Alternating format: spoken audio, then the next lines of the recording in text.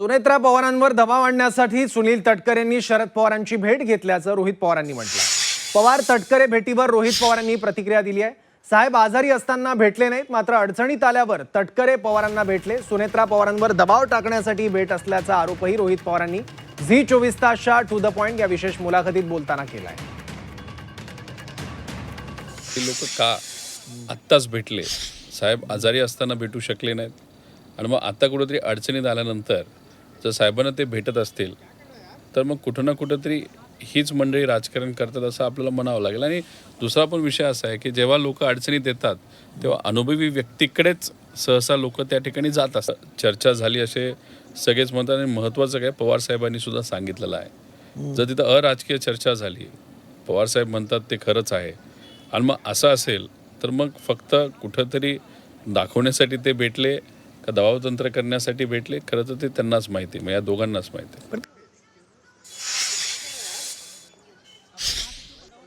Zee 24 तासच्या to the point with Kamlesh Sutar या कार्यक्रमात काल रोहित पवारांनी अनेक महत्वाचे खळबळजनक दावे केले आहेत आणि या दाव्यांबद्दल अनेक प्रश्न उपस्थित झालेले आहेत आणि राजकीय वर्तुळात वेगवेगळ्या चर्चा सुद्धा आहेत. त्याबद्दल बोलण्यासाठी आता राष्ट्रवादी काँग्रेसचे प्रवक्ते नेते उमेश पाटील आपल्यासोबत आहेत. उमेश पाटील, आपलं स्वागत झी 24 तास मध्ये. पहिला प्रश्न माझा हाच आहे, टू द पॉइंट मध्ये रोहित पवारांचे दावे तुम्ही बघितले असतील, ऐकले असतील. त्यातला एक महत्वाचा दावा त्यांनी केला आहे, सुनील तटकरे शरद पवारांच्या भेटीला गेलेले होते. गेल्या काही महिन्यांपासून शरद पवारांची प्रकृती ही ठीक नव्हती, तेव्हा भेटले नाही आणि आता केवळ राजकारणासाठी सुनील तटकरे जाऊन शरद पवारांना भेटतायत असा आरोप रोहित पवारांनी केलाय. काय आहे की रोहित पवारांना आता जर एखाद्या दिवशी 1-2 दिवस तुम्ही जर चॅनलवर नाही दाखवलं तर त्यांना वेळ लागेल आणि त्यामुळं ते कुठल्याही याच्यामध्ये राजकारण शोधत असतात.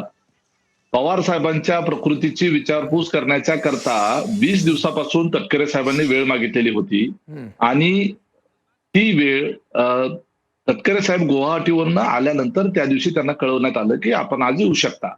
पवार साहेबांना ज्या वेळेला कम्फर्टेबल वाटत असेल, ते ज्या वेळेला बोलू शकत असतील, ज्या वेळेला ते भेटू शकत असतील किंवा त्यांना डॉक्टरांनी भेटण्याची परवानगी दिली असेल इतर कोणा भेटायला येणाऱ्या लोकांना, त्यावेळेला पवार साहेबांनी वेळ दिली आणि त्याप्रमाणे तटकरे साहेब जाऊन भेटून आले. आणि खुद्द पवार साहेबांनी सांगितलं की त्यामध्ये कुठलीही राजकीय चर्चा झाली नाही, जी काही चर्चा झाली ती अनौपचारिक चर्चा झाली. त्याच्यामध्येही रोहित पवारांचा जो आहे तो आकस जो आहे तो सुनील तटकरे साहेबांच्या बद्दल प्रफुल्लभाई पटेल यांच्या संदर्भामध्ये अतिशय ठासून भरलेला आहे.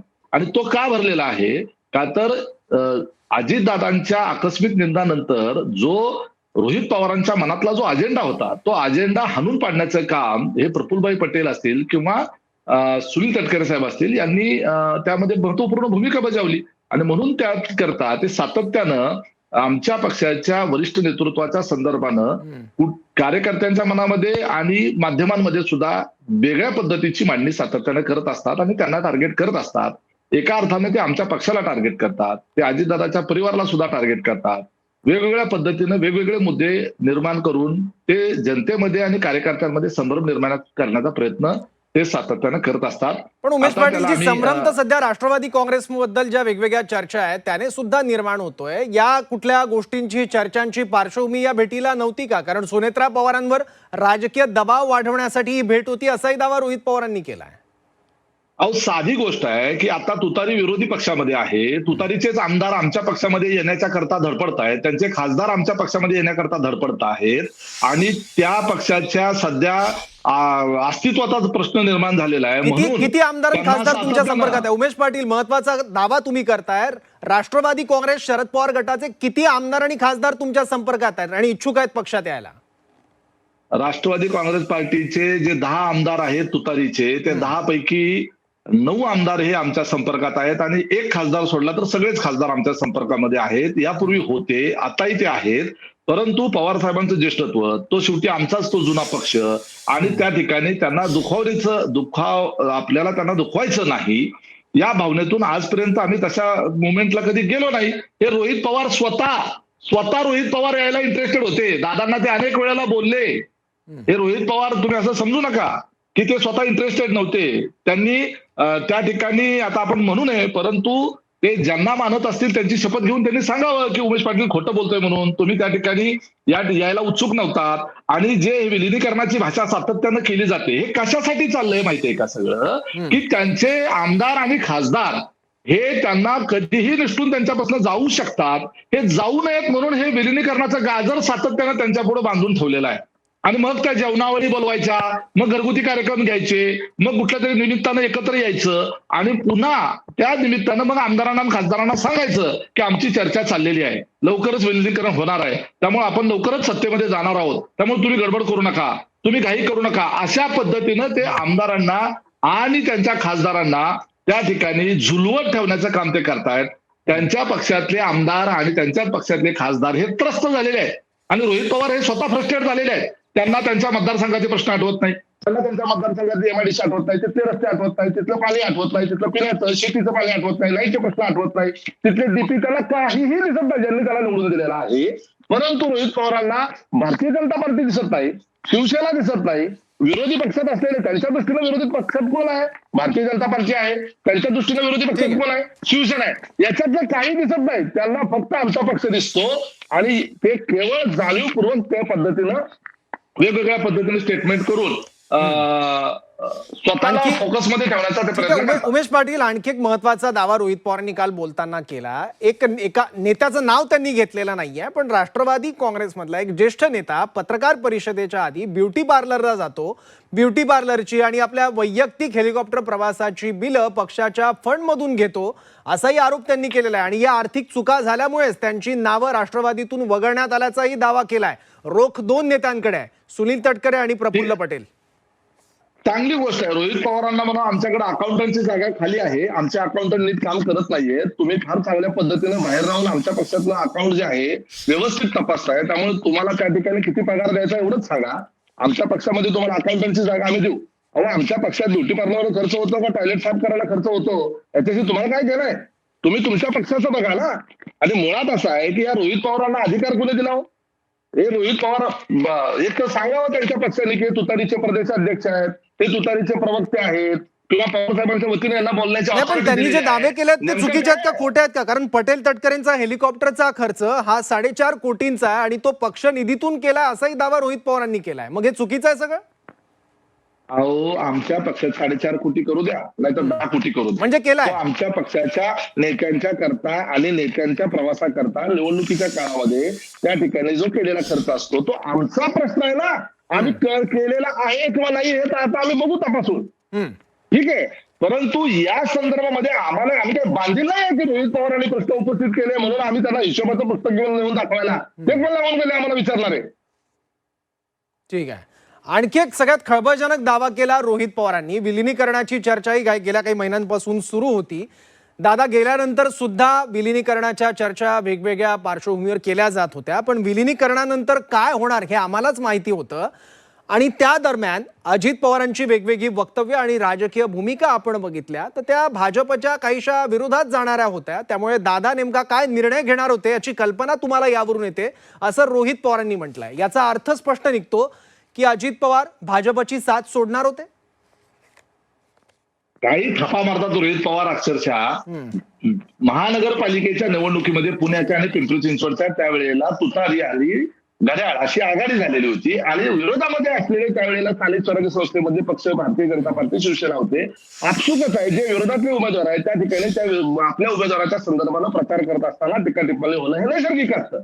त्याचा संदर्भ संपूर्ण राज्यातल्या आमचं एनडीए बरोबरच्या राज्यात आणि केंद्रात असलेल्या असोसिएशनच्या बाबतीमध्ये जर रोहित पवार घेत असतील तर ते हास्यास्पद आहे. रोहित पवार यांना विलिनीकरण होऊन स्वतः मंत्री होण्याची आस लागलेली होती, ते घडू शकलं नाही. हे शल्य सगळ्यात मोठं त्यांना आहे. ते भारतीय जनता पार्टीमध्ये स्वतः 2016 सालीच द्यायला निघाले होते. जिल्हा परिषदचं तिकीट नाही दिलं तर मी भारतीय जनता पार्टीमध्ये प्रवेश करेल अशा पद्धतीची धमकी त्यांनी खुद्द पवार साहेबांना दिलेली होती. तुम्ही याची खात्री पाहिजे तर पवार साहेबांकडनं करा किंवा भारतीय जनता पार्टीच्या त्यावेळेच्या शीर्षस्थ नेत्यांकडून करा. त्यामुळे आता सध्या रोहित पवारांनी मुलाखतीत एका काय म्हटलं की जर उद्या महाविकास आघाडीमध्ये विलिनीकरण झालं आणि आम्ही महाविकास आघाडीमध्ये जर गेलो तर मग त्यांचं आम्ही स्वागत करू आणि आम्ही जर पुन्हा सत्तेत भाजप बरोबर जाणार असू तर मी वेगळा निर्णय घेणार, मी माझ्या पक्षासोबत जाणार नाही. म्हणजे रोहित पवार स्वतःला बघा काय समजतायत, ते स्वतःला पवार साहेबांच्या पेक्षाही वरिष्ठ समजतायत. म्हणजे त्यांच्या पक्षानं जो काही निर्णय घ्यायचा असेल तो निर्णय जर मला मान्य नसेल तर मी वेगळी भूमिका घेणार. म्हणजे हे स्वतः बंडखोर प्रवृत्तीचा हा नेता आहे आणि बिना परवानगी त्यांच्याच पक्षाकडनं कुठली अथॉरिटी नसताना हे बडबड करत सुटलेले आहेत. नाही, पण उमेश त्यांना पाटील जी मी रोहित सांगितलं. पवारांनी एक प्रश्न त्यांना आम्ही विचारला, जर राष्ट्रवादी काँग्रेस भाजप सोबतच लढली आणि उद्या चालून जशा वेगवेगळ्या चर्चा आपण बघतो अधूनमधून त्या कानावर पडतात आपल्या, की शरद पवारांचा राष्ट्रवादी काँग्रेस पक्ष सुद्धा भाजप सोबत जाऊ शकतो, या राजकीय चर्चा असतात, त्याची सत्यासत्यता काय आहे तो भाग वेगळा. पण असं काही जर झालं आणि शरद पवार साहेब आणि सुप्रिया सुळे जर भाजप सोबत गेल्या तर मी वेगळी वाट निवडेल असं देखील रोहित पवारांनी म्हटलेलं आहे. याचा अर्थ काहीही झालं तरी मी भाजप सोबत जाणार नाही हे त्यांनी स्पष्ट केलं. हा, त्यांनी आता ते स्पष्ट केलेलं आहे, ती गोष्ट चांगलीच झाली. त्यामुळे मगाशी मी सांगितलं की एक आमदार सोडून बाकी सगळेच आमदार आमच्या बरोबर संपर्कात आहेत. ते कदाचित त्यांच्याच मध्ये तो एक नंबर म्हणजे त्यांच्यासाठीच असावा. बाकीचे सर्वच आमच्यासोबत, ते खासदार पण आमच्यासोबत यायला तयार होते आणि हे सगळे त्या ठिकाणी आसुसलेले आहेत. आणि मी मगाशी म्हटल्याप्रमाणे विलिनीकरणाची चर्चा ही केवळ आमदार आणि खासदार हे आपल्याला सोडून जाऊ नये आणि आपला पक्ष रिकामा होऊ नये, उरलं सुरलं तुतारीचं अस्तित्व संपुष्टात येऊ नये याच्याकरता म्हणून केवळ विलिनीकरणाची चर्चा केली जाते. याच्याकरता म्हणून काही ऍक्टिव्हिटी होतात, याच्याकरता म्हणून एकत्र आलं जातं आणि याच्याकरता म्हणूनच काही अशी विशिष्ट स्टेटमेंट दिली जातात जेणेकरून त्यांच्या पक्षाच्या आमदारांना आणि खासदारांना हे सातत्यानं वाटत राहावं की विलिनीकरण या 15 दिवसात होईल, महिन्याभरात होईल, मग आपण सत्तेत जाऊ. अशा पद्धतीचं हे केवळ फक्त एक फार्स म्हणा किंवा एक प्रकारचं आमदारांना भुलवण्याचं काम सध्या त्यांच्या पक्षामध्ये चालू आहे आणि हे रोहित पवारांना चांगलं माहिती आहे. उमेश पाटील, तुम्ही म्हणताय की राष्ट्रवादी काँग्रेसचे नेते हे शरद पवारांच्या पक्षासोबत जाण्यात फारसे इंटरेस्टेड नाही आहेत, पण शरद पवारांच्या पक्षाचे आमदार खासदार हे आमच्या पक्षात येण्यासाठी इच्छुक आहे. पण दुसरीकडे तुमच्याच पक्षाचे नेते भेट घेताना दिसत आहेत शरद पवारांची. ठीक आहे, त्याबद्दल आपण बोललोय. आणखी एक प्रश्न आहे की अजित पवारांकडे काही महत्वाच्या फाईल होत्या असा दावा रोहित पवारांनी केला. अशा कुठल्या फाईल खरंच अजित पवारांकडे होत्या का? ती फाईल नेमकी कोणती आहे याबद्दल आपल्याला काही माहिती? अहो, असंच ते बोलत राहतात. मी तुम्हाला सांगितलंय ना, काल बोलले एक रेकॉर्डिंग आहे, ते रेकॉर्डिंग कुठंतरी आहे. अहो, आजकाल रेकॉर्डिंग तर कुणाचंही यावर लगेच तयार करता येतं. आपल्याला सगळं आपण रोज अनुभवतो त्या सगळ्या गोष्टी. कुठली फाईल असेल तर ती सांगावी ना रोहित पवारांनी. आणि अजितदादांना एवढा वेळ होता रोहित पवारांच्या बरोबर कुठल्या कुठल्या फायली आहेत काय सगळं डिस्कस करायला? दादा सकाळी 7 पासून 12 पर्यंत किती बिझी असायचे तुम्हाला सगळ्याला माहित आहे. एवढे थापा मारताय तुम्ही. ठीक आहे, एक शेवटचा प्रश्न, अगदी थोडक्यात उत्तर द्या, 1 ते 2 वाक्यात. राष्ट्रवादी काँग्रेसमधले कुठला अंतर्गत संघर्ष आहे का, अस्वस्थता आहे का आमदारांमध्ये, नेत्यांमध्ये? अजिबात अस्वस्थता नाही, अंतर्गत संघर्ष नाही. अतिशय व्यवस्थितरित्या आमच्या पक्षामध्ये सर्व एकोप्याने सुनेत्राबाई पवार, पारदादा पवार यांच्या नेतृत्वामध्ये सर्वच्या सर्व आमदार एकोप्याने आहेत आणि तुम्हाला एकोप्यानंच असलेले ते दिसतील. ठीक आहे, उमेश पाटील, धन्यवाद. आपण झी 24 तासच्या या चर्चेसाठी वेळ दिलात आणि आपली भूमिका मांडलीत त्यासाठी.